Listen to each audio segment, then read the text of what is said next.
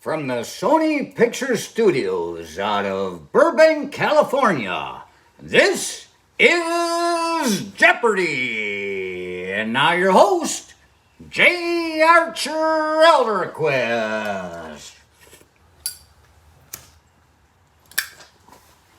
Thank you, Johnny. Now to meet our guests. Contestants on the show today are the people that want my job.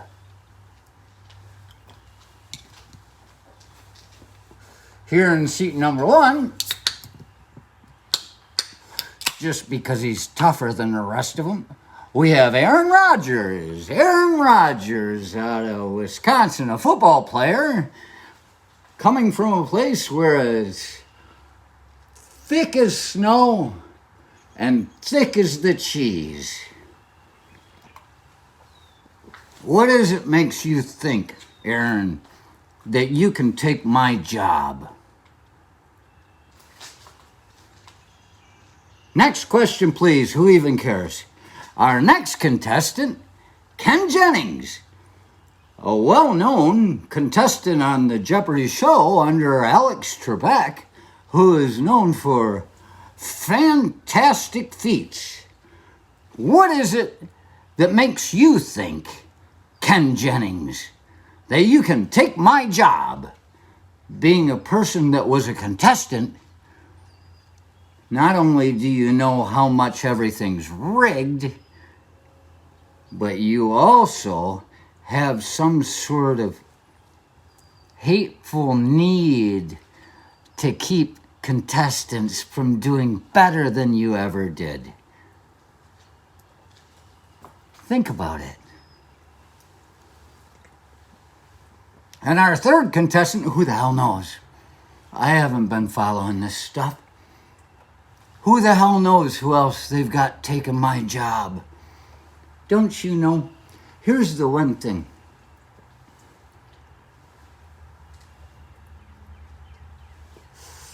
You've got all these highfalutin, fuddy-duddy people who they just want to throw into that job. They got nothing new to offer. I don't know. I haven't watched any of it. I used to watch Jeopardy quite a lot. My dad always said, "You should be on that show." I'm like, yeah, I'm sitting here in a room. Just because I know more than you do doesn't mean I know enough to win. And I never wanted to be a winner on Jeopardy.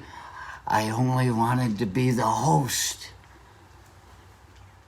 I mean, who wouldn't want to be the host of Jeopardy?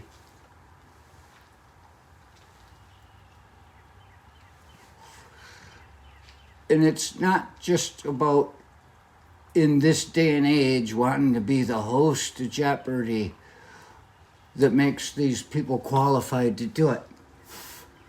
Me, as a kid, when they ask, what do you want to do when you grow up? Well, I can't tell you what I had to say because nobody ever asked me. Remember, I was one of these overlooked people. I never knew anything. I was just a dumb Polak. They're like, dumb Polak. You might as well quit high school right now and get a job in the factory if they'll still take you, because you're not going anywhere. And the truth is, I'm going nowhere faster than anybody you've ever met. Speed is the instrument of the devil, and I think I'm lapping him. Sitting right here, just right here. He keeps running and running and running. He thinks he's going to see me up ahead, but I'm coming up, breathing down his neck. Even with nobody ever asking me what I wanted to be when I grew up, I had thought that it would be fine to be a game show host. That is one thing that I always thought I should have been. My dad always said I should have been a weatherman. I don't understand that at all. But a game show host. And I do have an idea for a show, but I'm not going to share it with you because you'll take it.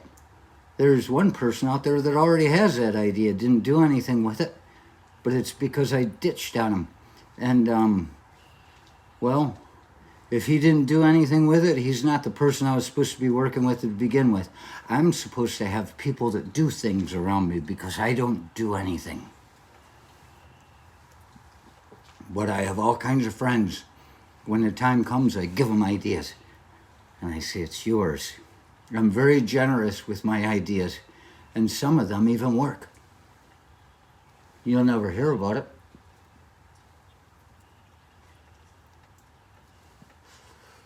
And if you think it's a scam for me to say I want to be the Jeopardy guy, well, come on, man.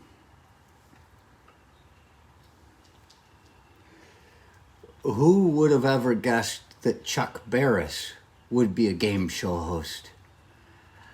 That guy was a mess. You ever read Confessions of a Dangerous Mind? Sure, you've seen the movie, but you haven't seen how deep it all gets. Read the book. Don't wait for the movie. Read the book. Out of Pueblo, Colorado. Yeah. This is my audition for Jeopardy. What do you want to know?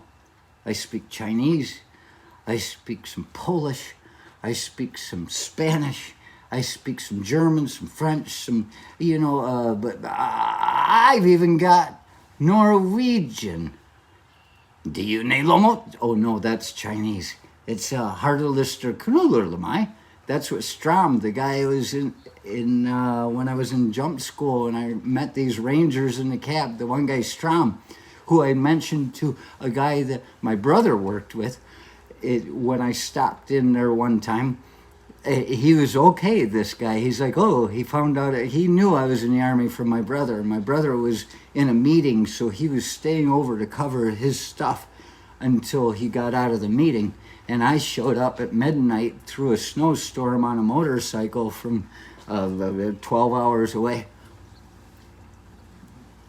We started talking. He said he was a ranger. I'm like, oh. And he said the time. I said, oh. I said, I know it's odd to say, but would you happen to know a couple of my friends? Because you can't ask people if they know your friends just because you knew somebody that was there. It's like this one time we were in Raleigh with Scamp and Vizenko. And this girl comes up. She's like, oh, you guys are from Fort Bragg. You're in 82nd. And she says, do you know Bill? I was like, oh, I don't know if I should be talking about this in an interview. Anyway,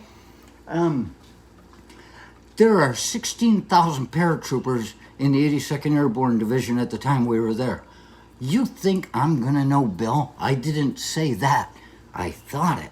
And I heard it enough times. People always saying, oh, do you know this person? Do you know? And sometimes you do know that person. It's amazing. I know people, or it's odd. And when she said, do you know Bill? I said, yeah. I said, and she's like, oh. She knew this guy that came and I guess screwed her or something once. I don't know.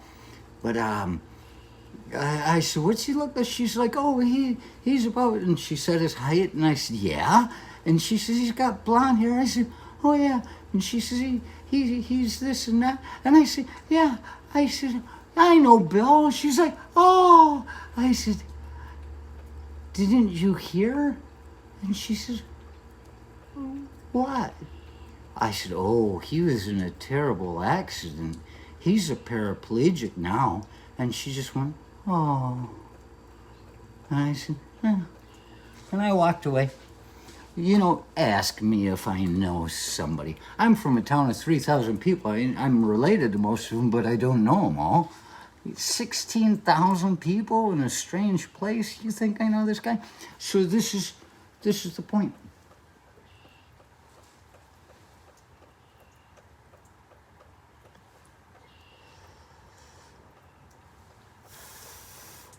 I've been around. So yeah, this guy, I said, you know Lozier? Did you know Strom? And he's like, yeah. And he was in a very good mood until I mentioned Strom.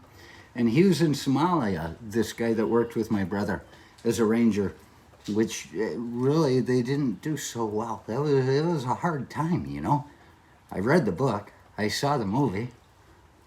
Don't wait for the movie, read the book. find out what happened to Grimes getting out after that and getting put away for screwing a 14-year-old. Grimes, what I heard. I don't know if I should be saying that. I read it in the book by Stephen Ambrose, Black Hawk Down.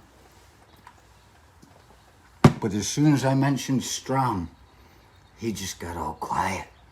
He went from being bubbly, like, hey, you know, and he said, Strom. Crom. No, he said, Strom. He said, he saved my life a few times. And he got all quiet, and nothing was the same after that. My brother, my oldest brother, the one that I love that loves me, he came out, he's like, hey! I'm like, hey! And then right after that, I'd be talking to my brother on the phone, and he said, yeah, that guy, he says, I don't know, something about PTSD. He's not at work anymore. He doesn't come. He's having terrible PTSD. And he's like,